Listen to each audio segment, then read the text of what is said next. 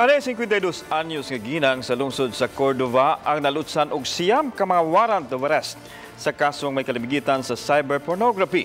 Nadakpan siya sa kapulisan sa maong lungsod. Gisaysay nini ang kalakaran sa cyber pornography. Kinatong sayran, pinaagi sa akong Regional TV Presents.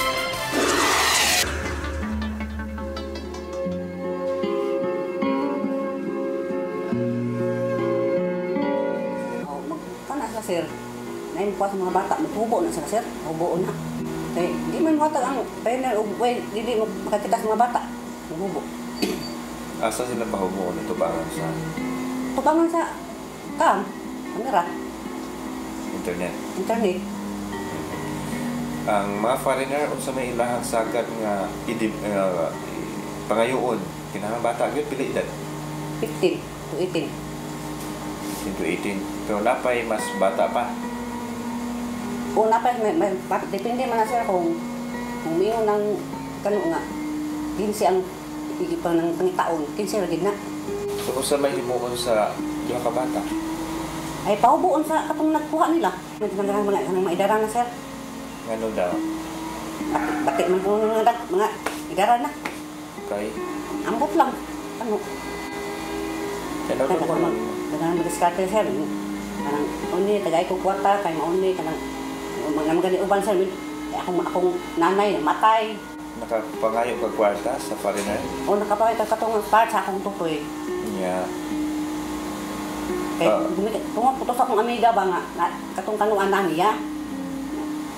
Pwede man yung problema man kay wag ko akong trabaho sa kung manapanday ra gud.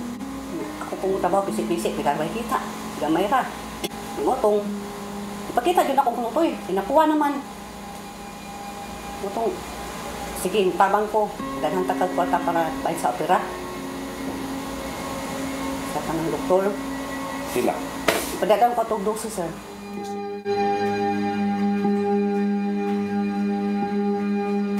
Atong suspect, 54 anyos, nga minyo ni siya, nagpuyo sa Sitio Bilatan, Barangay Ibabaw, Cordova, Cebu.